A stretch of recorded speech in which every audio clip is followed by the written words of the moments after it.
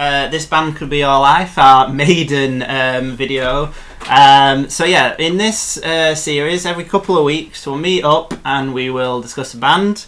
3 key releases from the band, which we'll decide at the end of the episode. We'll say what next week's is. It'll be a band where usually the other person hasn't heard anything from them before, and we'll use those 3 albums to do a whole charting of the career of the band. So it'll be from different eras, not necessarily the best album, but the ones most representative of that era of the band. Yeah, and like kind of part of this whole idea is that, you know, like I've really recently got into like music streaming, which like I'm shocked at myself that I didn't do any sooner, because it's like it's kind of amazing. You can listen to pretty much anything you want, and there's so much to listen to, and you know we've both got quite eclectic tastes.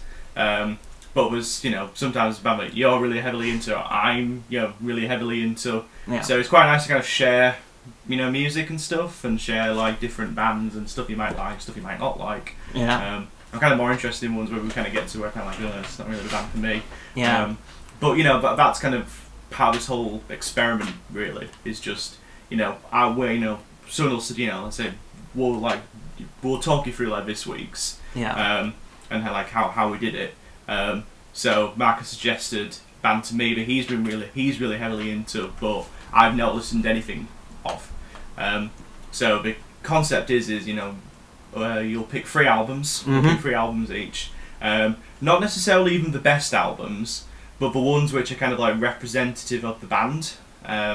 So it could be like the inaugural album, the awkward middle album, and then like a recently one. Ones which basically help to chart the history of the band and why that particular person likes it. And then we reconvene after other said persons listen to those albums, and we'll discuss in a video conversation, which we're doing now. And hopefully we can get a little bit of context of the sort of musical stuff around it, maybe a little bit, see where it goes. Yeah. So for our maiden voyage, I chose Swans, the sort of legendary experimental art band that have been going since 1983, in their last album 2016. Huge amount of change in that time, and they're interesting because they're one of the only sort of no-wave original bands that are actually still going. Yeah. Probably the only one of any note after Sonic Youth disbanded. Yeah. Sadly, after Thingy couldn't keep it in his pants. What's he called? First and More. First and More, yeah.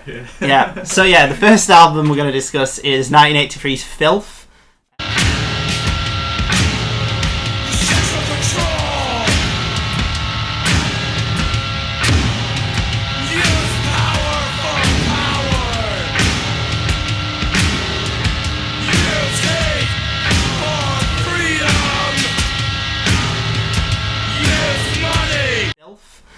It was a toss-up between this and Cop, the one that they did after this. To be honest, the only reason Filth was chosen was because it was first. Yeah. Okay. So yeah, this is a no-wave band. No-wave is came out of New York, the musical scene, which was characterised by incredibly abrasive sounds, no production values, angry bark lyrics, dissident sort of incredibly nihilistic lyrical viewpoint. And for a bit of context for sort of New York at the time, because people might be thinking, hold on, this doesn't sound very commercial. How could these people afford to live in New York? The neoliberal, gentrified, utopic scape. New York, for some context at the time, in the 70s, was in such a dire position. They actually had to it basically went bankrupt, the entire city. And they had to basically give all control over to like an unelected board of bankers who made loads of like cuts and things. Yeah. But yeah, in the 70s and 60s, it was a crime-ridden, sort of dirt cheap to live in place where a lot of artists and musicians of the time lived. Andy Warhol, similar figure at the time, Lou Reed, lots of sort of iconic stuff from New York. And out of that milieu came No Wave, which was an attempt to do punk. That they all thought that punk basically was sell-out music, that it was reusing like Chuck Berry riffs and it was just sort of a more archaic version of rock and roll. I'd probably agree with that assessment. I'm not a big fan of Sex Pistols or like the early Clash, so anything before London Calling. But yeah, you've actually visited New York because it descended into Well, the thing is, you know, like New York as it exists today is, you know, it's completely different to the way like it's depicted in, let's say, like Taxi Driver. You know, which is why kind of like people have a lot of affection for kind of films like that, where it almost is like the only historical documents we've got of, you know, like a previous New York that basically doesn't exist anymore. And porn, that's a good document of it. Yeah. So, you know, like, a lot of people, you know, really love films in that era because it does keep the whole, you know, the whole idea of what New York used to be, you know, for a lot of people. But, you know, since then it's been gentrified a lot, and, you know, you can actually walk down the streets and it's safe. And You can walk around Central Park without getting mugged. Exactly, yeah. You know, people are going to areas which they might not necessarily have felt like they could have gone to before, for example. Like Harlem, for example. Like Harlem's kind of become it's kind of like almost like hipster paradise now. I mean, you know, and people can have kind of all sorts of mixed reactions to how they feel about the gentrification of a place. You know, some people argue that it loses the character of the area. Others would argue that it creates more, you know, safe living areas for people to live in. I'm kind of falling in the middle, I guess. Yeah, I think that they shouldn't try and push everyone out of there, but also at the same time, like, would anyone actually want to live in a sort of rape, drug and crime infested backwater? Like, Exactly, yeah. It's all about like preserving the character and stuff, and I think that's what people are like really, really conscious about, especially for areas which are viewed as being a bit more, you know, countercultural. And the race issue with something like Harlem as well, which was had a heavily black population, which I think is decreasing now because of the gentrification of the area. But yeah, just a side note there. So yeah, Filth, their debut album. Well, I suppose, what did you think of Filth, Chris? Filth. Okay. I think Filth was an album which, you know, it's funny because I'm going to talk about briefly, but we're going to talk about the end. Oh yeah, To Be Kind. To Be Kind, which is a 2-hour album. Filth, even though it's 37 minutes, felt like it took a hell of a lot longer to listen to. I think that song, Bring the Sun, on To Be Kind, is like only like 2 minutes short than the entirety of Filth. Oh yeah. I struggled to get through it all in one sitting. It's an album that like I can respect as a piece of art, I guess, and like from that scene, from that time period. But I can't say it's an album that I particularly enjoyed. Like, you know, like it was interesting audio wise. You know, the use of like, you know, double drums, double bass. You know, I kind of like that sort of stuff. Kind of the interplay between them, I guess, was kind of interesting. I'm a repetitive drone of it, you know, like as like a conceptual art piece. Like it probably is a really good album, but as some of it, you know, you want to maybe sit down and like listen to, maybe not. You know, I'd rather go for. I definitely prefer the more like melodic. Later stuff, yeah. In general, like I always prize melody over like pretty much anything. And, you know, like, I've definitely felt the same way about like Sonic Youth as well. Yeah, like, their early albums are not good. No, like Confusion Is Sex is like an album that I can respect as a piece of like conceptual art, but like as an album, it's just a bit of a dirge, to be honest. Yeah. I don't respect this any more than I do like they were talking about, you know, how shit like Chuck Berry is and stuff, and how shit like punk is, you know, like Sex Pistols or something. And yeah, this doesn't feel any cooler than they do. And I think this descends into camp pretty often, like the bit where he screams "Flex your muscles." On the first song, I think is just so ridiculous. It's hard to take it seriously. It kind of seems like very art schooly, and you know, like, you know, well, I've a real year zero, you know. So I mean, yeah, the album's only 37 minutes, you know, but it felt a lot longer, I found. You know, but you know, there's certain elements which, you know, like are interesting about it. You know, so that interplay between the double bass, double drums is quite cool. The repeated lyrics, you know, it's just like, you know, he's just embarking just like stuff into the microphone. It is interesting, but it's just not very enjoyable. Yeah, definitely not. No. I've heard it described as like heavy metal played at like the slowest slow motion heavy metal in a lot of ways. I definitely got some of that. Like I think there's some definite like connections maybe to like kind of later, more grindy kind of almost like death metal music. You know, that growled vocal. You know, it's it is hugely influential. People still use it, you know, today in a lot of like metal bands. Yeah. So yeah, no, I can see the influences and kind of how it's gone down the line, but you know, as an album, I'm just like, you know, it's alright, I guess. Yeah. Vaguely interesting, but I definitely preferred what came after. Yeah, definitely. And yeah, I think it's one of them where, yeah, it's more influential than anything that you'd want to actually, like... Yeah, like, you wouldn't sit down and listen to it, but you can see a lot of it in, like, later sort of post-metal stuff, and, like... Yeah. Like, where it is just slowed down to nothing. Like, I was mentioning, like, Godflesh, which are a band where it is just, like, slow dirges, but in the sort of heavy metal vein. So, like, but... You know, in the context of kind of what we're doing, it was pretty much a perfect album to introduce me to Swans. Yeah. Because, you know, you can see where they came from, which was always really important, and where they came from, and then how that changes over like the next couple decades. Yeah. So in that regard, it was a really good album to listen to first, because, you know, I can be like, well, that's definitely not the era of Swans for me. I definitely prefer the more like melodic. Like psychedelic open space music, which we kind of get into later. Yeah. So you know, it was an interesting listen, but one that I didn't find that interesting at the same time. It's kind of weird, as a weird contrast. I was never not bored, but I was never like disinterested in the album. Yeah. I was always kind of like, oh, okay, right, I get it. You know, you get it after like 30 seconds of the song, I think. You know what I mean? You're like, all right. See what you're doing there. Yeah. Okay. And I think that the problem is comparing it to like later ones as well. Like, I think that they're way more emotionally effective than like To Be Kind and Love of Life, because they have like a lot more emotional variety to it. It's not just constant dirge like life isn't as miserable in the other ones as it is here. Like, it's just when it just wears you down's the problem. Yeah. Like I can't really get into like overly angry music anymore. Yeah. Like, I just don't connect with it anymore. Like, you know, I used to be, you know, a bit like big into like heavy metal and stuff, and, you know, like a lot of that is negative emotions, you know, and it's not me anymore. Yeah. Which is why I'm just like, yeah, it's alright, mate. You know, you're in a pretty cool band. Like, you know, it's, I don't know. It's, yeah. And yeah, I always find like acoustic music more like when it's like emotionally like that, more emotionally like relevant as well and stuff. This kind of just wears me down, and like the lack of variety. So yeah, don't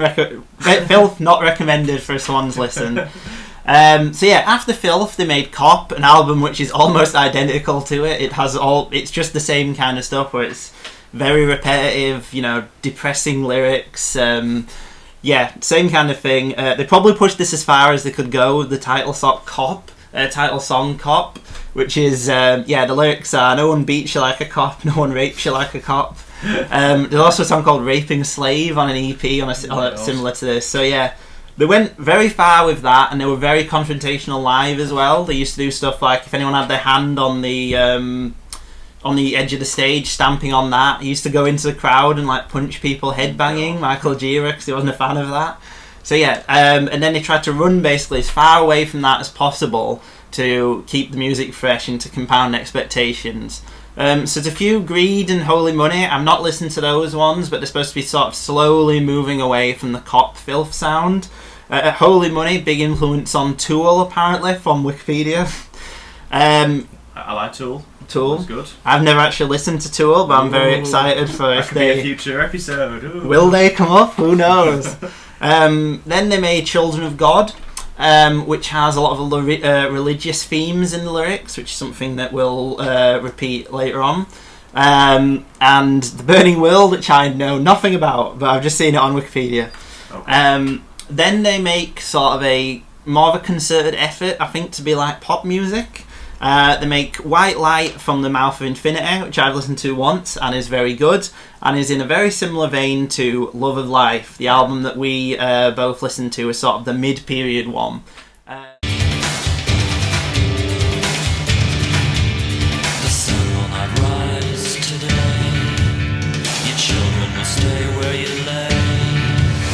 The oil is black and it's thick, and sex is a void filled with the songs here aren't like, there's no 30-minute long dirges like there is on To Be Kind, but also this is not the same album as Filth. It's got much more variety to it. Jarbo is the singer now. She's the one who sings, she's the female one basically. The one who sings the songs that sung by a man is Michael Gira. What did you think of Love of Life? Yeah, I mean, like, you know, Love of Life was like, you know, kind of when it started, it was one of them moments of being like, oh wow, this is like the same band, but obviously a lot's happened in the intervening years between Filth and Love of Life. I quite liked it. It's one that I think I definitely need to listen to again. Yeah.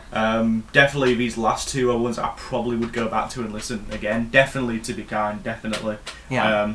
But Love of Life was definitely, I kind of get into it a bit more. I liked how there was a proper structure to the album. It kind of keeps this, I was like, dreamy haze going throughout the whole thing. You know, songs just all, you know, edging toward, and then there's like interludes. So it kind of makes the album feel like a complete whole. So yeah, I quite liked it, but I only listened to it once. Yeah. So, you know, bits of it I kind of, I probably don't remember the whole thing. I remember the title track.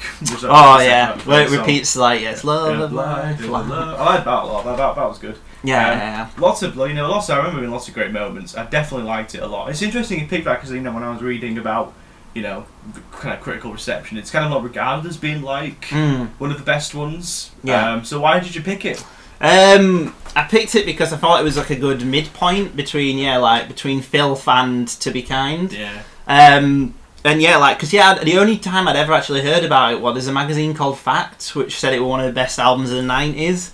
I gave it a listen. I was like, oh, this is a good sort of midpoint between the two extremes. Yeah. And yeah, because the 90s for Swans are quite an interesting period. They actually split up in 1998. And yeah, they basically they made a lot of albums like this, and also a major record label one as well, which is the one after this one, I think. And yeah, I think you can definitely see them moving towards the style of To Be Kind. But yeah, it's still in the middle. They're still sort of like, they are more like pop songs, which are, with sort of more darker lyrics. So yeah, mainly just as sort of the bridge between the two scales, really. Yeah. And yeah, like the 90s ones of those are weird. They're not big albums and stuff, and they were they'd influenced a lot of 90s bands like My Bloody Valentine as well, which is pure sort of noise. Yeah. And Sonic Youth as well were big at the time, and they were obviously within the same no wave feel of sort of Swans. Yeah, no, I definitely got the whole not as like extreme as like Loveless, but like, I definitely did get a bit of like a Loveless vibe of like, you know, the almost like orchestra of distortion and but yeah, back that kind of more poppy vein again. You know, I've said earlier, you know, you're gonna hear this a lot from me, but I prize melody over, you know, pretty much anything, to be honest, you know. Yeah. I like a hook to a song. I like something to it. It doesn't have to be like a riff or anything. It could just be, you know, a strange drum bass interplay. You know what I mean? Or just something that like I can like identify. Because I'm not the most musical person in the world. Yeah, me neither. But I can recognise melody. Yeah. I get why melody can be good. And interesting things people can do with that. So that's kind of something I always prize, and Love of Life definitely had that. I was able to kind of connect with it a bit more. And it's also got like acoustic elements, like the great last song, No Cure for the Lonely, and you've got, I think it's a good mix of, them doing dark lyrics with poppy elements, and how much more effective it is here than on Filth. Yeah, completely. Yeah. Yeah, because I think there's almost no members from Filth that even like lasted this long. Yeah. Yeah. So yeah, it was obviously a highly combustible lineup, but yeah, Love of Life's a good one to check out. Maybe something in common with another band, which we're going to be talking about later on today as well. So you know, quite a lot of overlap. So we'll get into that later. So yeah, after Love of Life, they made The Great Annihilator, an album that Michael Gira is not a fan of.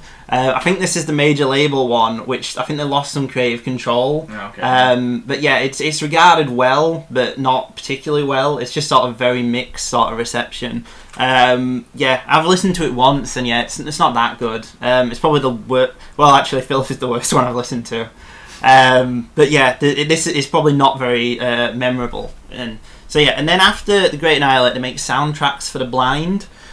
This is a bizarre one. I've never listened to this one, but it's like 2.5 hours long.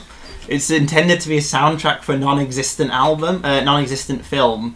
And this is supposed to be like the most experimental thing they've done. It's got like sound collages, just tons and tons of stuff on it. And it's the last one they made before they went into a long hibernation of 12 years. In that time, Michael Gira made a solo album, made albums as a band called Angels of Light, which is almost like Americana. Okay. Whereas also some elements of that on Love of Life as well. But yeah, so 12 years of Swans building sort of critical acclaim with bands saying they were influenced by them, but not actually releasing any music. Then out of nowhere came My Father Will Guide Me Up a Rope to the Sky. This one's strange because it's the one they came back on, but it's only 45 minutes long. It's quite modest, 8 songs. It got respectable reviews, people saying it was good, but did not hit as well as the next album, The Seer. So this one, 2 hours long, 45-minute long title track, absolutely huge album. And bizarrely, for an album that's this long and this experimental, their biggest hit as well. The album went to the top 40 in the UK and the US. Oh wow! Yeah. Even though, it's this huge, and they also started to play festivals more as well. So they went more and more experimental and just got bigger and bigger as a result of it, which then led them to do the very similar in a lot of ways, because it's still this huge sort of conceptually dense album, To Be Kind, which is the last one that we did and is their penultimate album before The Glowing Man, which is the, as of this recording, last one that they've done. I am no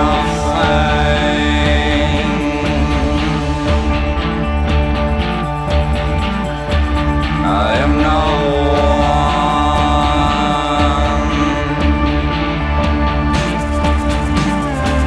Come to my mouth.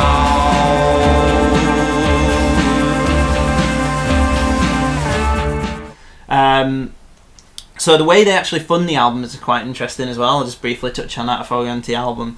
They would record, they would do like live albums, that were relatively cheap to record. Then they'd release them sort of as fan-only ones, and then the money they'd make from that, because obviously it's quite cheap to just make them, they would then plug into the production of the new album.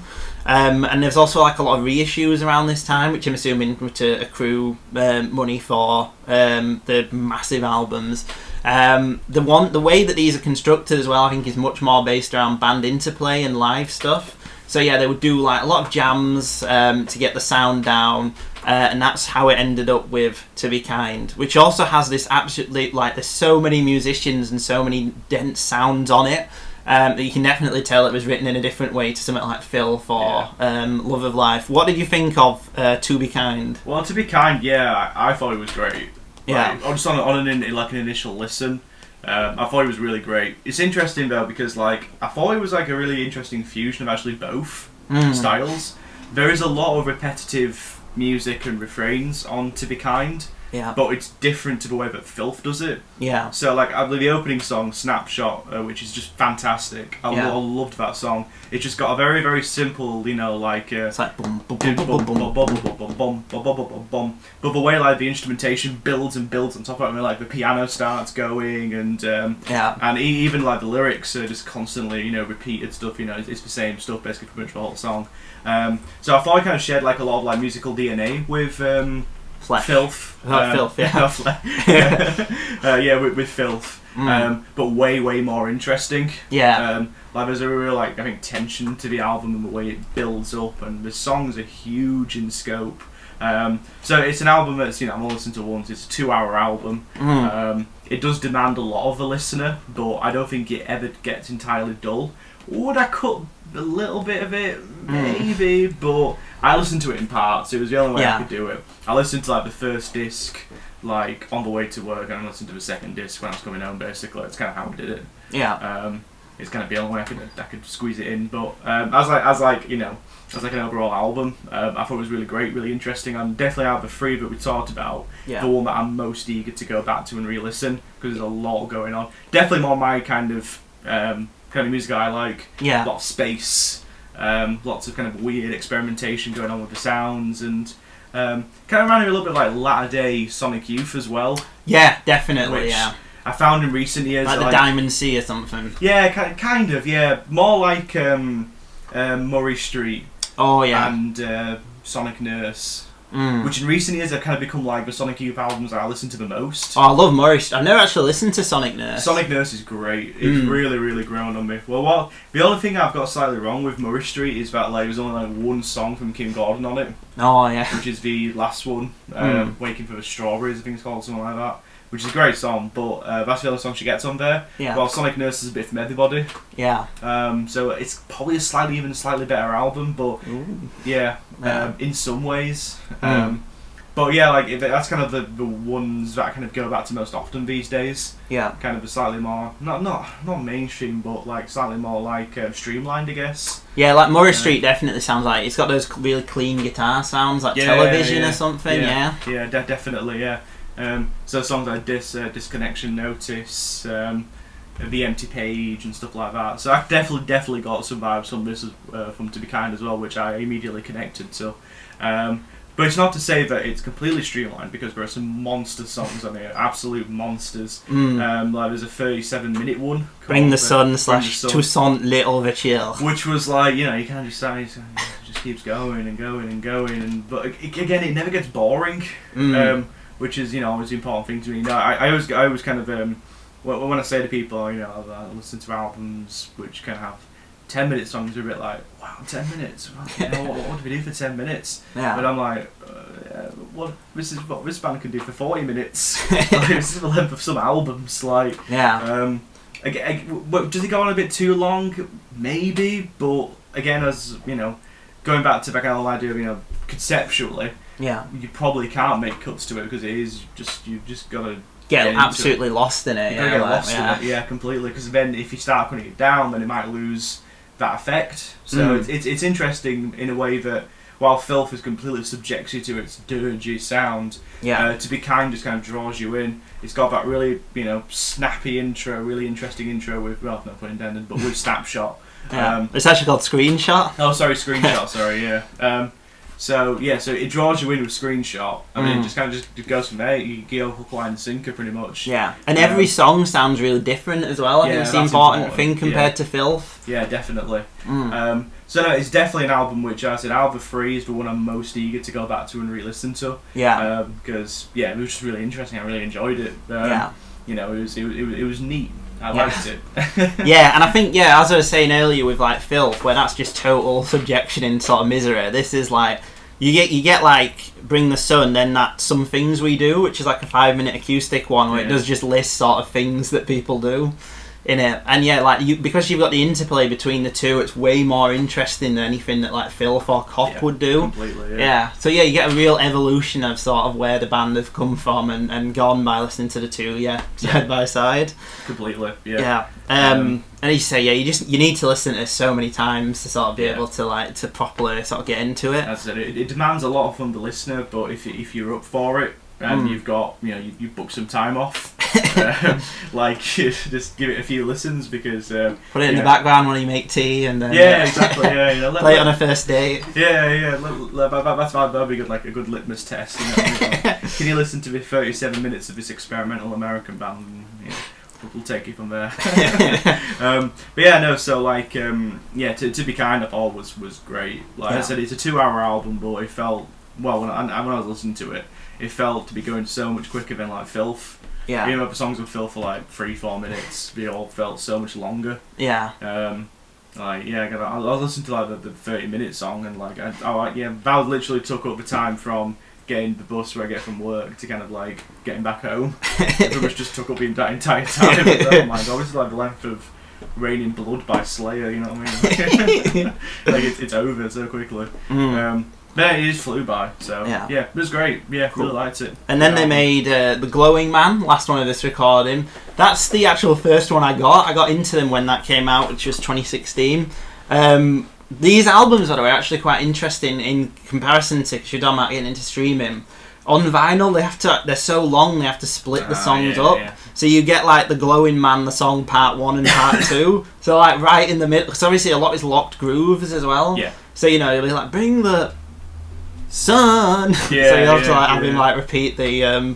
So these work way better on streaming than they actually do on vinyl, which is quite interesting when people they talk about obviously the difference between the two. But like long stuff like this is pretty much made for. I think it's made for it. Yeah. Like, could you imagine how annoying it would be listening to like these songs and having to flip it over to change? Well, I mean, it even probably gets to breaking the limits of like a CD as well. The CD, it's disc 1 and disc 2 have got everything on it, because I think you can get like 70 minutes on a CD. Yeah, you get 70 minutes, but even then, like a lot of these songs are kind of like almost like pushing that limit. You know what I mean? Yeah. You're almost thinking like, we've got to try and, But again, that's the thing as well, where like it never feels like there's padding is the important thing as well. Like it kind of it all just flows smoothly.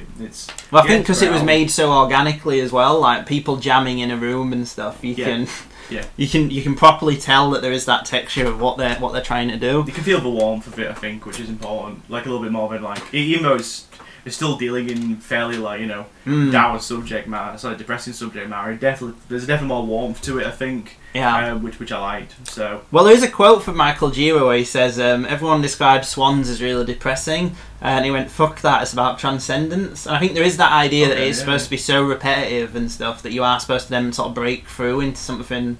It's supposed to be like subjection to it, and then there is supposed to be like something higher to there. But I suppose on repeated listens, the thematic stuff would come in through a bit more as well to it.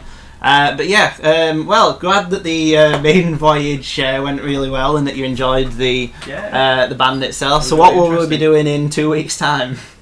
So in 2 weeks' time, we're going to take a look at probably one of my all-time favourite bands, and one which you've listened to some of, but not like in a serious concentrated form, I guess. I've given a chance to a couple of the albums before that one of them was one that you'd given me, one of them wasn't a fan of them, but will I change my mind based on the stuff?